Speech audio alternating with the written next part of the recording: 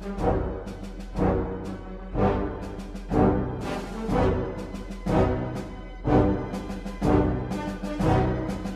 United States is one of the most, quote unquote, most powerful positions in the world. Yeah, assalamu alaikum. This is Clifton Raheem Bradley, the Underground Railroad television show. And today I'm going to give you a blast from the past. You get to see Ladonna Tittle. She is legendary, and she was a host at WVON and WJPC, and she plays on the TV show called Shot in Chicago. And tribute to Brother Salim Muwakkil, a WVON radio station, comes on and say hi to Melody Span. So I'm still waiting on the interview. And Brother Bosey Ald, okay, which is my mentor, okay. And this is in Chicago, and former Alderman Jones. So, with no further ado, let me get to work here. Thank you.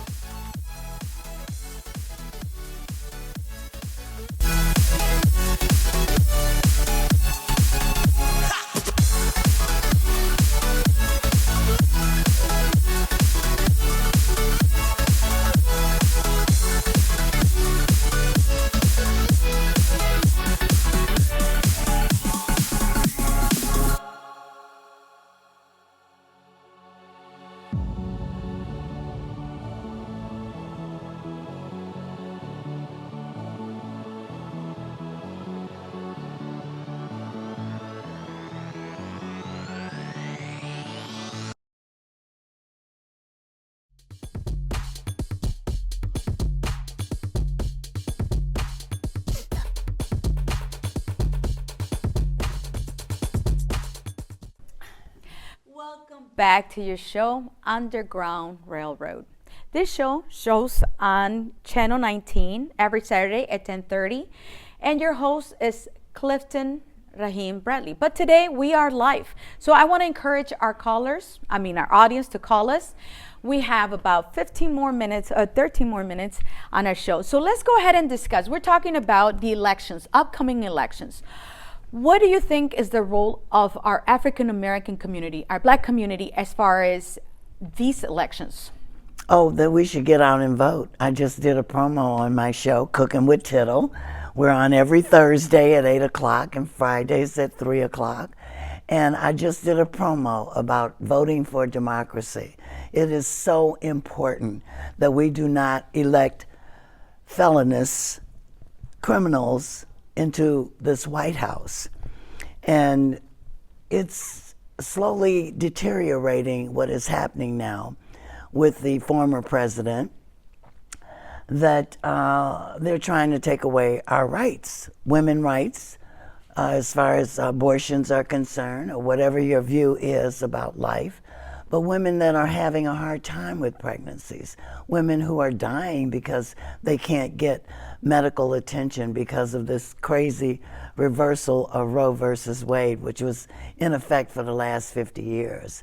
So in my spirit of being intelligent Black woman and knowing that they could go for other things that could further discriminate against our rights, is very important for us to get out and vote. And my apologies because I forgot to introduce you, Ladonna Tittle. And so people know you.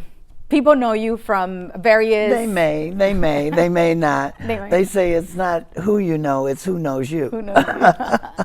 So first, that was important for me to do, to apologize. But let's go ahead and talk about women's rights as far as this upcoming election.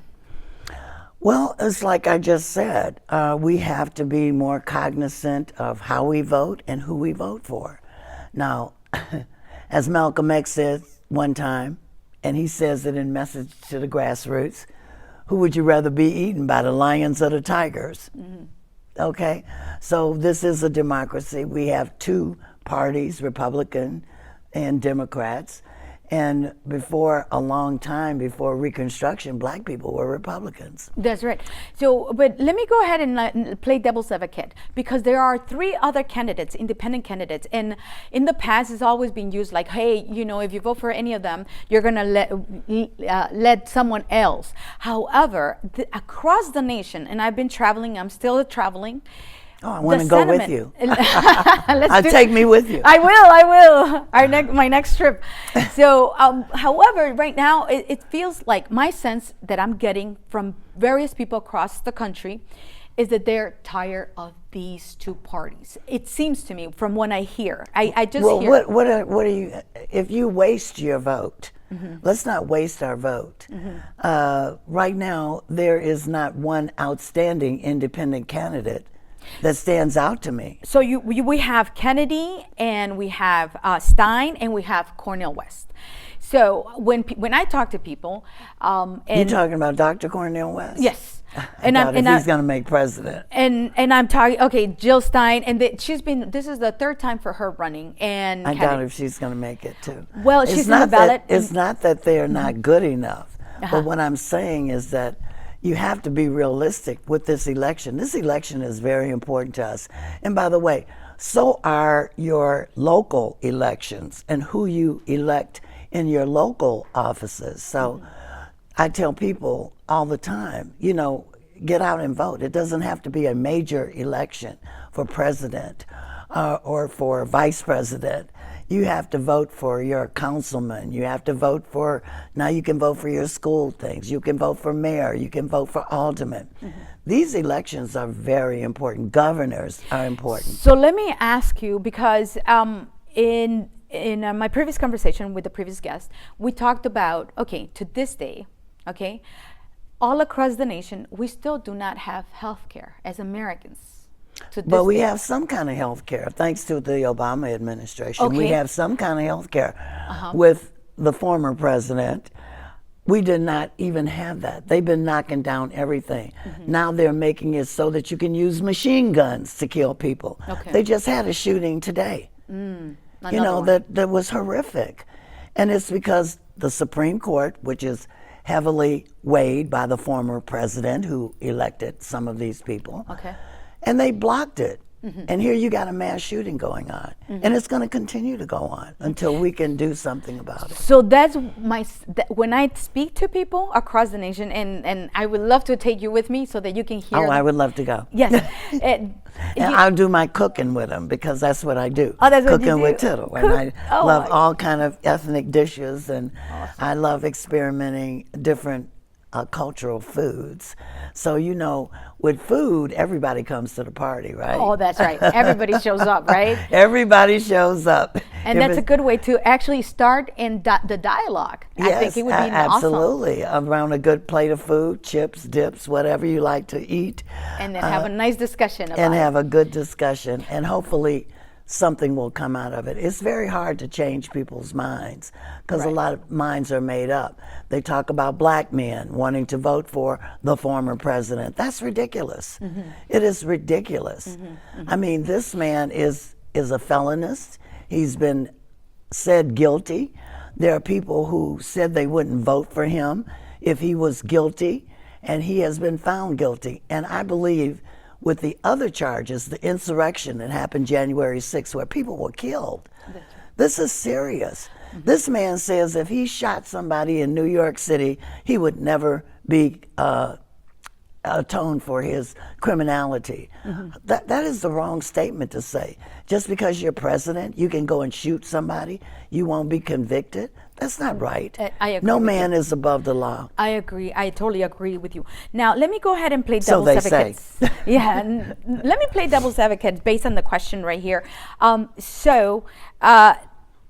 Biden, he's 80-some years old, right? Why does that matter? You know, in this country, we say age does not matter. And now they're just going against everything that has been said. Don't discriminate against the elderly. What is they doing? They're discriminating. This man has got his wits about him. He's got wisdom. We must respect our elders because they have wisdom. They may be right, they may be wrong, and we can decide on if they're right. But right now, Biden and Kamala are right. Okay, we have a caller, but before that, I just want to share with you that I actually did a research because on Biden Criminal Act 1980. 84, I believe, that incarcerated a lot of black men.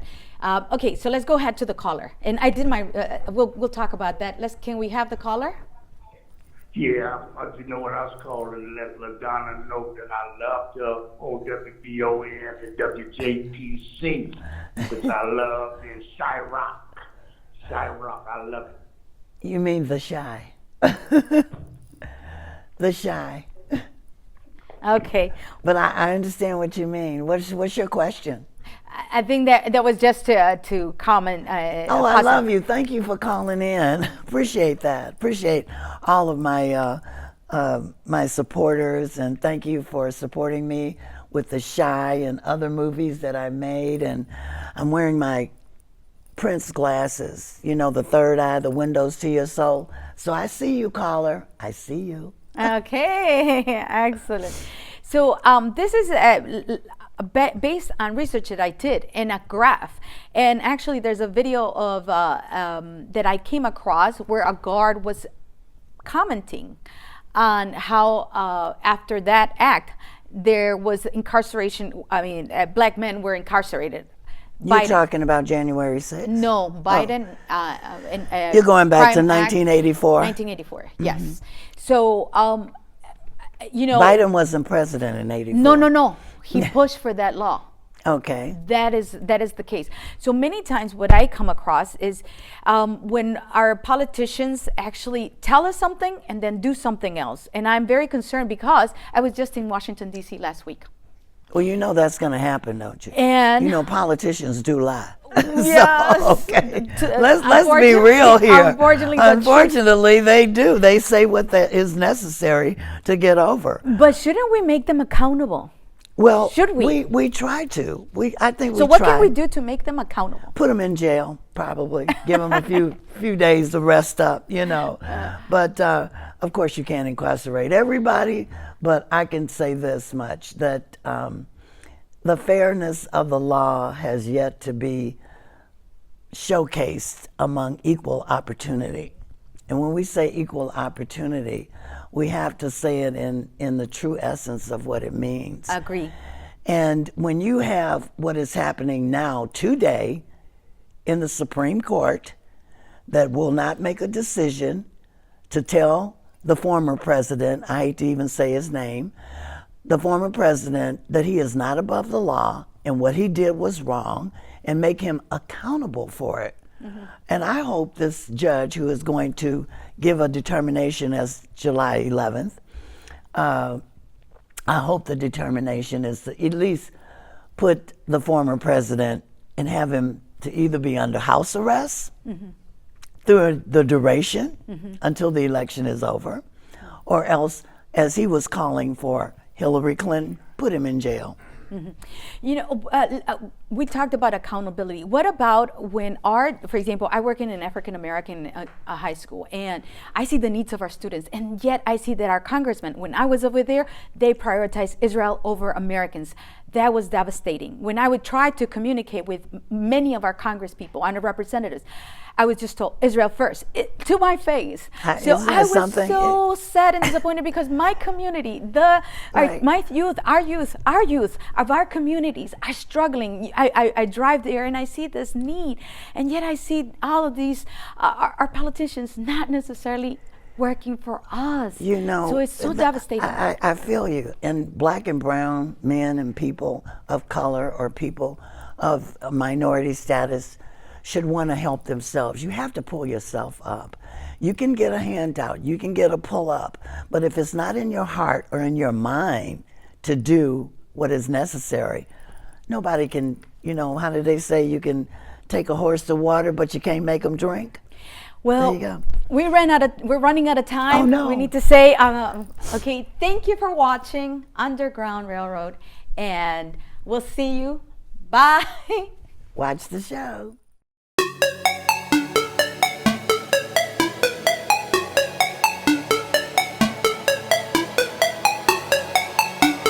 problem. He got a serious problem. You know, I think we've struggled with this. Many theorists have struggled. Why are white people? Why do they seem to have such antagonism toward African American Afrophobia? Why is that such a deep-seated part of their psyche? Francis Cress Welsing speculates that it's a genetic impulse, that they sense their genetic extinction because of black people's powerful genetic influence. Okay. Linked to the age of exploration, when these Europeans would go to other nations, other countries, other continents, and see darker people and have sex with their women, they would notice that their children were dark. Yes. They weren't light. So they began to understand that they couldn't, they would be wiped out if they allowed this kind of sexual miscegenation to go on. And so they developed this notion of genetic extinction. It's a fear of genetic. This is Francis Cress Welsing's theory as to why they hate black people, because they fear their own extinction in black people. They see it in black people, and so they fear that. It's become a psychological pathology. And then there's others, there's the famous Yaqub theory, right? Islam, yeah, I know. Yeah, so, that's right.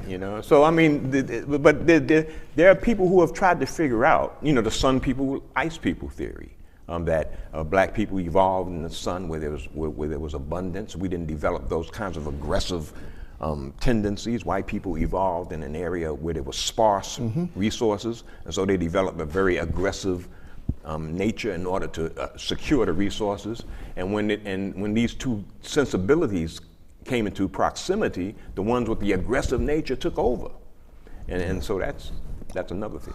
Okay, I can remember seeing pictures of black men and black women being lynched. And what I would like to ask you is, those pictures can be photo enhanced. Perhaps some of those people are living right now. Perhaps. It's like the Jewish people. They have Nazi honors that will go around. How come we didn't have that in the African American community? They had those photos enhanced. Don't say we didn't.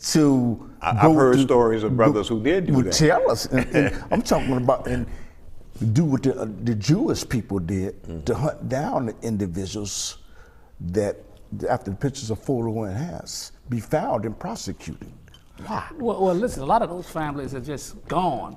Okay. But then there are the main thing that spurred up was that was more or less festered for, should I say, to place fear.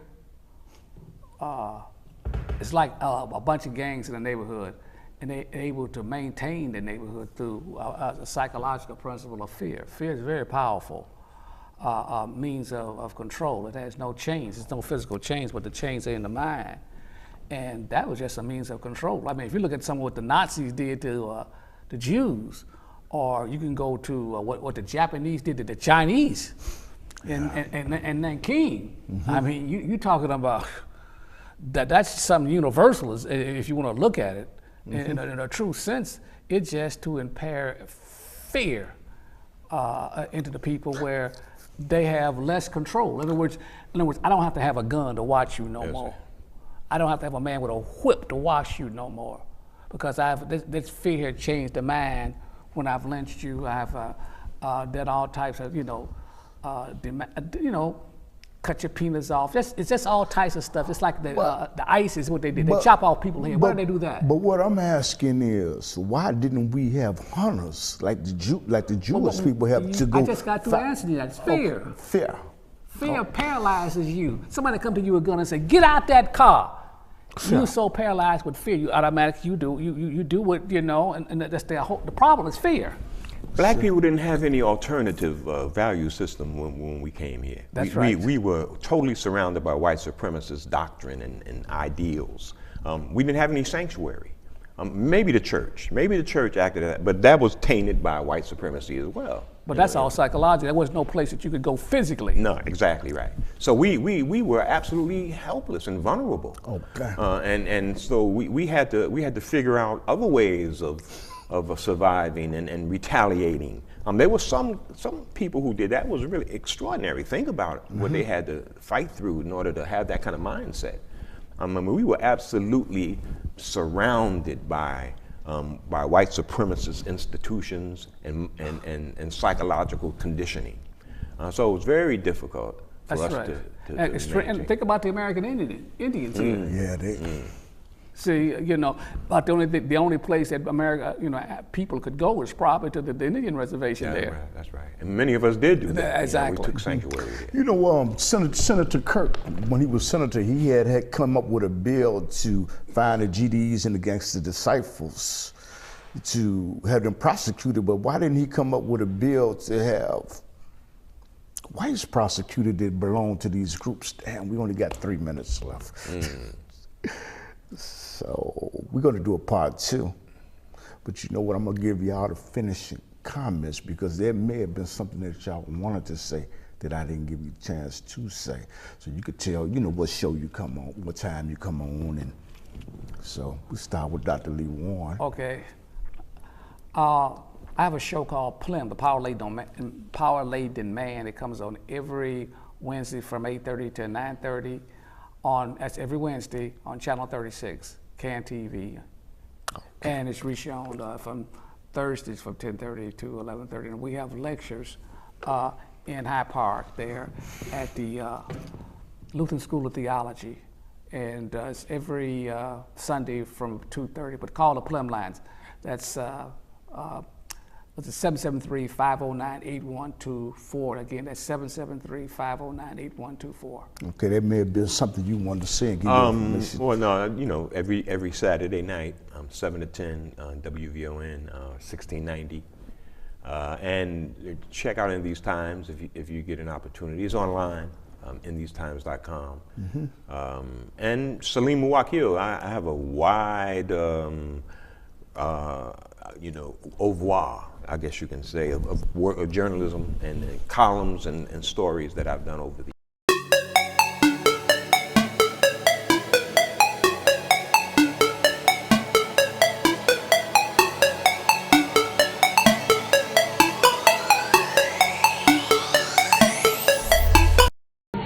Assalamu alaikum. This is Underground Railroad. Finally got Clifton, Kelly, and Father Flager. How do you stop the crime in the community? Stop crime the way Father Flager does. You go out into the community, you create jobs for people. You go into these places, you're selling the loose cigarettes. You won't even hire anybody from the community. Right.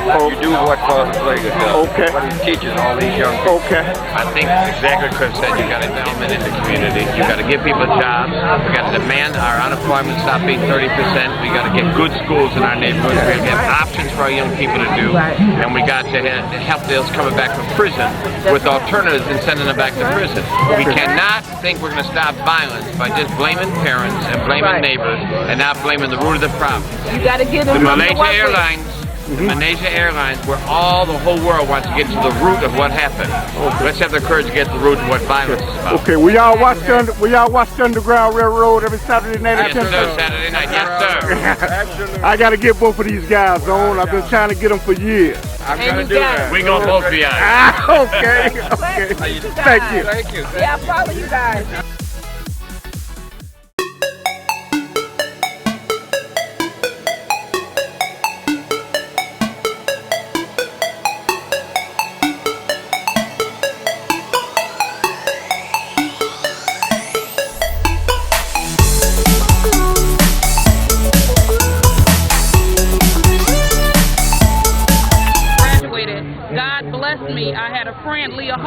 Working here in sales, and she told me to submit my resume.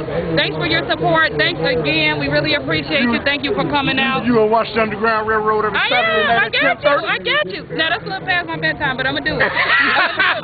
For you. Tune in Underground Railroad Saturdays. Right at 10:30 on YouTube. On YouTube. Oh, send us a link. 10:30 at night. Okay, cool. All right. So thank you. 10:30 at night on CAN TV, Channel 19. Okay.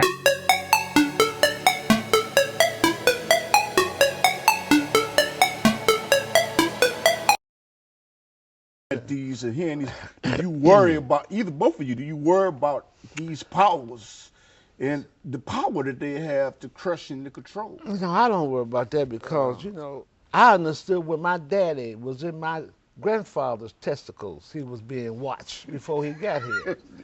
So, understanding that, see, when you tell the truth, you don't fear no man, you fear no beast, you fear nothing that's in this atmosphere because you're standing on something. Now, if I'm ducking and dodging, I don't care about the CIA, the ADC. You know, I don't care about those terrorists because I'm going to tell the truth. Okay. Well, I'm not afraid of anybody except the great God. And if he didn't have some place to put you, I wouldn't be afraid of him. That's right. So I'm going to speak the truth. And I don't care what nobody thinks. Because the people need to have people who are fearless and willing to speak the truth. And you're not going to leave here anyway before your time. Okay. Your time is already determined. If you walked out of here today and dropped dead from a heart attack, that was the day that the great God had decided you no longer would be here. So why worry about stuff like that? Give yourself high blood pressure, heart attacks, and all of that. I don't worry about that. I just do what, if he takes care of the sparrows. Yes. When you leave here, it's the end of your world, not my world. They say the end of the earth. Right. It's the end of the earth, the end of the world, your world. When I leave here, it's my world. You got folks running around here, doomsday. We all gonna die. If there's a hell below, we all gonna go. But the earth is cool. Okay. You know what? It's me. Well, you know, brother, first you have to know who you are. Okay. And until you know who you are, you can't talk about leadership. You know, you used the phrase a few minutes ago, African American. Let me give you the true history. When Hannibal crossed the mountains and went into what's now known as Italy, he took 30,000 soldiers from Carthage. Yes, sir. And he took those soldiers there and he conquered all of Italy. Yes, sir. Sicily, all of that. And when he conquered them, you know what he did? He kept them there for over 20. Yeah. And Hannibal, rather than allow them to kill him, he committed suicide. Yes, he did. Yes. And the man who did that, his name was Scipius Africanus. Mm-hmm. And then he went on to Carthage, and then they named a continent that was known as Eden. And prior to that, it was known as Kemet. All right? And then what they did was they turned around after they did all of that and named the whole continent after a Caucasian. And people, I don't call myself an African because I'm not. Okay. All right? I'm a Moorish Israelite. That's right. Yes, sir. Yes, sir. I want to ask you right there. Okay. I want to, talk about African American leadership. Some people say they're not being held accountable. So what your grandfather was doing. Any message for your grandchildren? Great.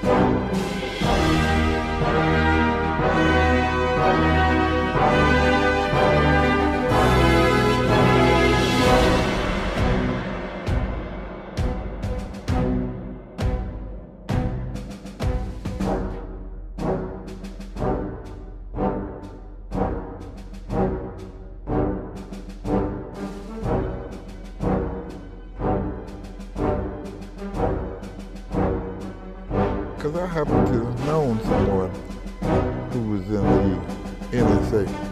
Okay. All right? And they don't know it, they'll know now. I've been in their building with him. Did you see it? Yes, sir. And they, some people don't know what NSA is. The National Security Administration. And when I walked up in there and seen that, was like what they were doing my whole life. Wow. got video screens. I mean, from here to 35th Street. Those street cameras, right? Those are the screens like you watch on a computer. Right. All right. They got a room where they listen to conversations all around the country. All right. That's why I can say what I say. Scary. But